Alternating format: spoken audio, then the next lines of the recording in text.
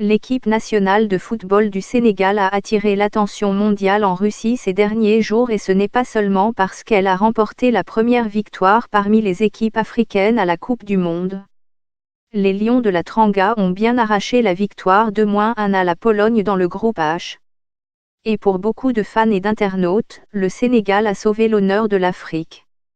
Leur manager, Aliou Cissé, est le seul noir à diriger l'une des 32 nations participant au tournoi, malgré la prédominance des joueurs noirs. C'est bien que je sois le seul entraîneur noir de cette Coupe du Monde, même si c'est un sujet qui me gêne.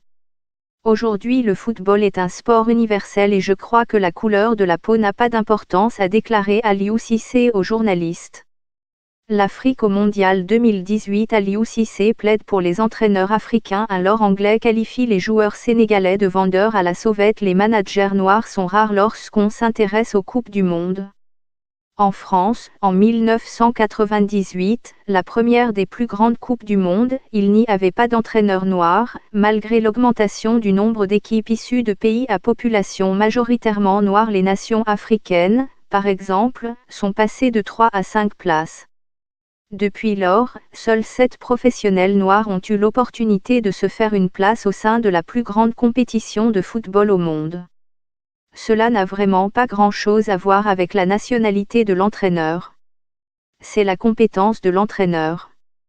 Si nous avons un entraîneur ghanéen qui peut gagner un tournoi, super. Un Européen, c'est génial aussi, a récemment déclaré Kwesi Nyantakyi, président de la fédération ghanéenne, dans une interview télévisée. Le Ghana est l'une des puissances du football africain, mais a manqué la Russie en 2018.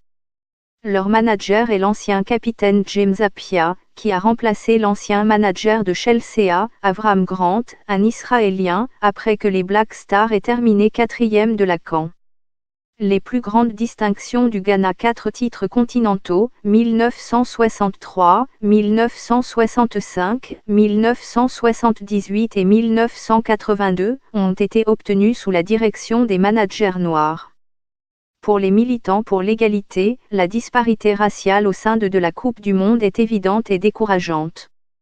En Angleterre, en France et aux Pays-Bas, les professionnels des minorités ethniques et noires représentaient seulement 3% des coachs en 2014, selon une étude à grande échelle commandée par l'association Football contre le racisme en Europe, FAIR. Les grandes ligues européennes sont responsables de cela. Ils ont des antécédents de joueurs noirs mais pas de soutien pour les encourager à devenir entraîneurs. C'est le vieux préjugé que les athlètes noirs sont considérés comme de bons interprètes, mais pas des leaders, explique Piara Power, directrice générale de FAIR. Les dirigeants noirs luttent contre des siècles de préjugés, de racisme scientifique qui étaient autrefois utilisés pour justifier l'esclavage. Et une fois qu'il a été intégré dans le football européen, ce racisme s'est étendu à d'autres régions comme l'Afrique, où l'embauche de gestionnaires européens blancs est très commun, en particulier les vétérans qui finissent par entraîner 2 pays ou plus dans la région, ajoute-t-elle.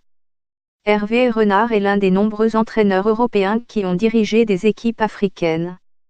Il a mené ses équipes à la victoire et remporté la Coupe d'Afrique des Nations avec la Zambie en 2012 et la Côte d'Ivoire en 2015.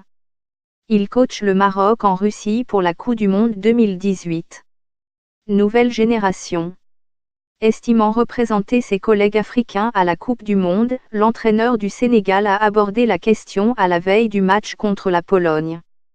Aliou Cissé a plaidé pour une plus grande présence de techniciens issus du continent à la tête de leur sélection nationale. Il y a une nouvelle génération avec les Florent Ibangüe, que je représente ici et qui a envie de se faire une place dans le football africain et mondial. En plus d'être de bons joueurs, nous les Africains sommes très bons dans nos tactiques et nous avons le droit de faire partie des meilleurs matchs internationaux. Une plus grande présence des techniciens africains permettra au football africain de mieux progresser selon l'entraîneur du Sénégal. De son côté, le journaliste et écrivain néerlandais Simon Cuppé, qu'auteur du livre de football Sociernomique, soutient que la situation est également influencée par des préjugés inconscients. Ciss n'a pas gagné le match pour le Sénégal. Les joueurs sont responsables de 95% des victoires. mais le manager est le visage de l'équipe. Le public et les médias interagissent avec le manager et le voient dans des conférences de presse. Au lieu de la couleur, nous devrions aussi parler de genre. Parce que peut-être une femme noire pourrait être une excellente gestionnaire. Le saviez-vous ?